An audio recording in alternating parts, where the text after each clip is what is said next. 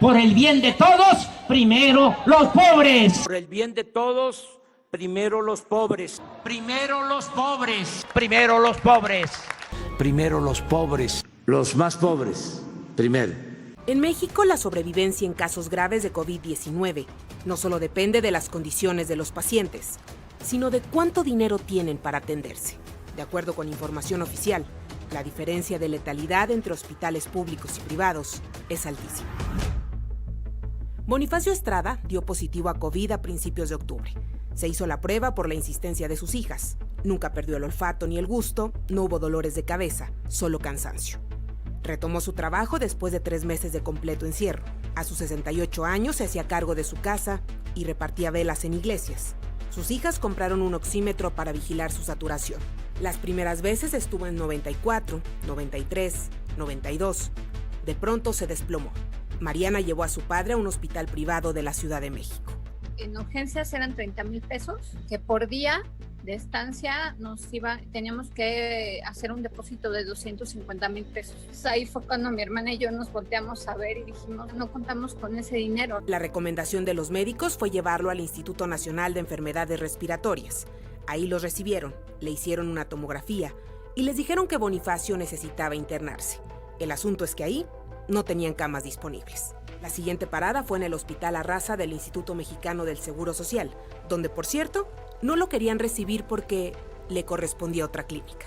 Finalmente lo aceptaron.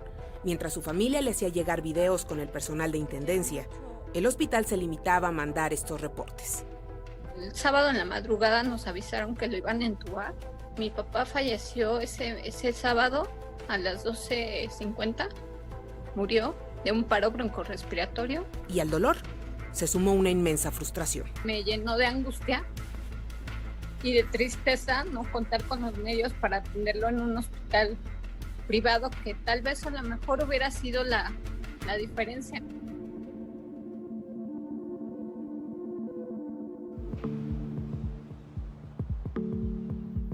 En el IMSS, la tasa de letalidad ha estado alrededor del 45% desde el inicio de la pandemia. El ISSSTE, en las últimas datos que revisamos, está alrededor del 30% de letalidad. Es un poco menor la Secretaría de Salud, en alrededor de 25% de letalidad hospitalaria.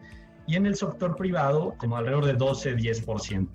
Es decir, que en el IMSS muere casi la mitad de las personas que son ingresadas, mientras que en particular, solo 10 de cada 100. A principios de octubre, el IMSS reconoció que en sus hospitales mueren 8 de cada 10 pacientes que son intubados por complicaciones de COVID-19. Expertos coinciden en que el problema del instituto encabezado por Zoé Robledo es la falta de condiciones dignas para que los médicos puedan hacer su trabajo. Hay excelentes médicos en el sector público. No nos habla, creo, de los médicos, sino de las condiciones estructurales en las que están trabajando médicos, enfermeras, camilleros. Aseguran que la situación empeora con los absurdos criterios de hospitalización.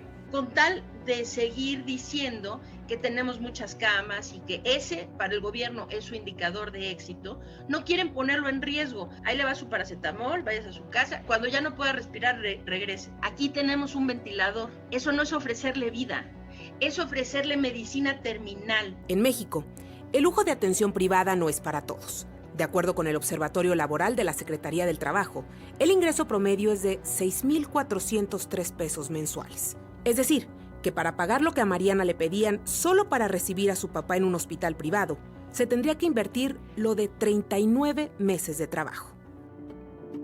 Observamos que el 75% de las personas que han muerto tienen cuando más secundaria. La escolaridad es un factor fuertemente asociado con el tipo de empleo que se tiene, empleos precarios, con los ingresos precarios.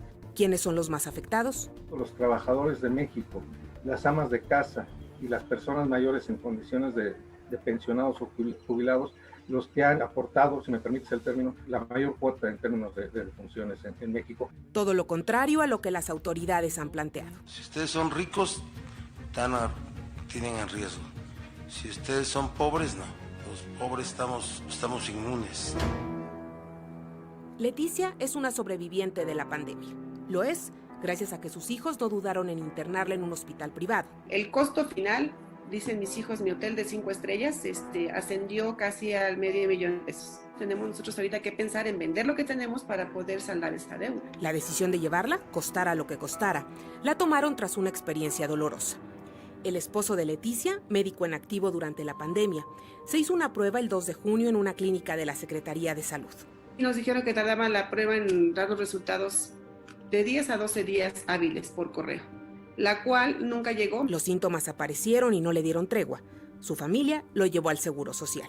No lo querían atender, querían que nos fuéramos a otra clínica. Le dije que no nos íbamos a mover de ahí hasta que lo atendieran. Acababa de entrar ni a los 10 minutos cuando salieron a decirnos que ya había fallecido.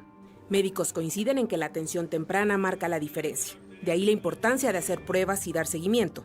El problema, otra vez, es que la población de escasos recursos está en desventaja. El gobierno no le garantiza pruebas y tampoco tiene dinero para ir a laboratorios privados. En la mayoría de los lugares se encuentra más o menos en 3,000, 3,500 pesos. Eso es mucho dinero para la mayoría de las familias. Nada más multiplica 3,500 por 5 y a ver qué familia puede pagar eso. Mientras más marginado es el municipio del país, más a ciegas estamos. El subdiagnóstico es especialmente agudo en las zonas más marginadas del país. Cuidar un número, una estadística, con tal de aparentar que algo va bien, a costa de sacrificar vidas, pues bueno, a eso yo le llamo un crimen.